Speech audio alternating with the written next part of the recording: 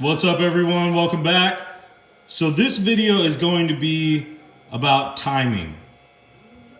We are going to advance the static timing of our pump, and then we're going to install a dynamic timing spacer.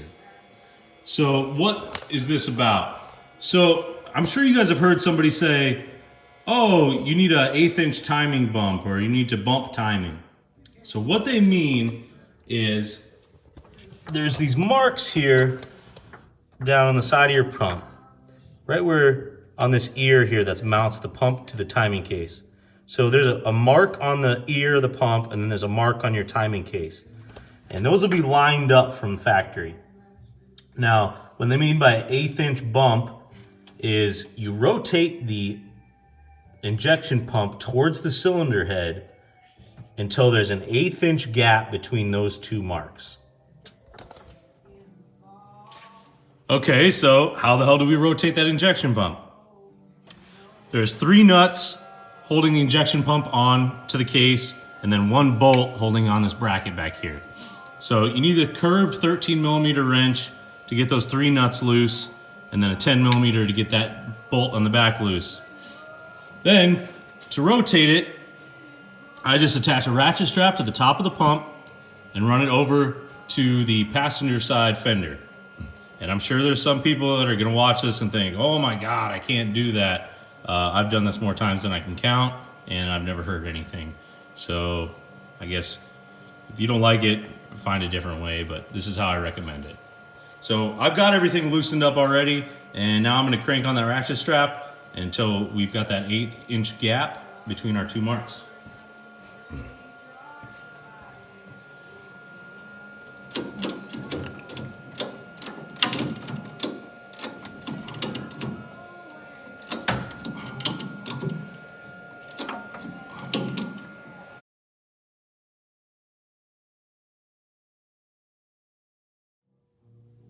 All right, once you've got the pump rotated where you want it, leave that strap in place and then come back over and tighten down your nuts holding your pump on. Then you can take that strap back off. So that's it for the timing bump. Now we are going to install the dynamic timing spacer. So most of you have probably heard of this timing spacer. So what it is a spacer that goes between your cold start solenoid, or your KSB, and the injection pump. What it does, it just gives your pump more dynamic timing advance. So I'm gonna go rip off the old KSB and then show you how to install this.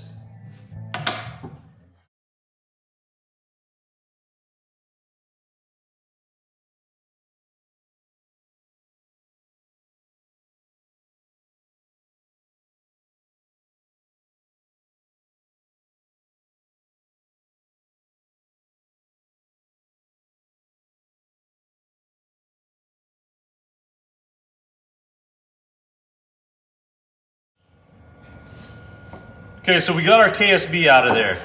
So make sure you're careful when you're pulling this out, because there's a spring and a couple of shims in there. Now, I talked to Casey Munter, he's a really good source for VE pump stuff, about which shims I wanted to put back in the KSB when I put this back together with the timing spacer. So what he recommends is using the thinnest shim that was in the pump, along with this thick washer shim that comes with your timing spacer.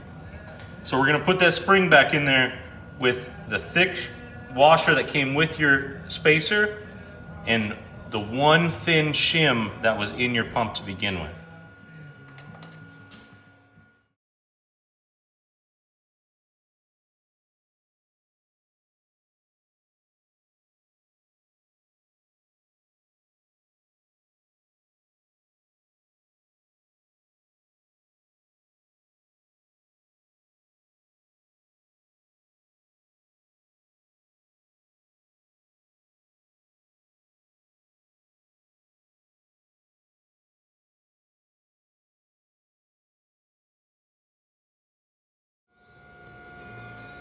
Well, we got it all put back together.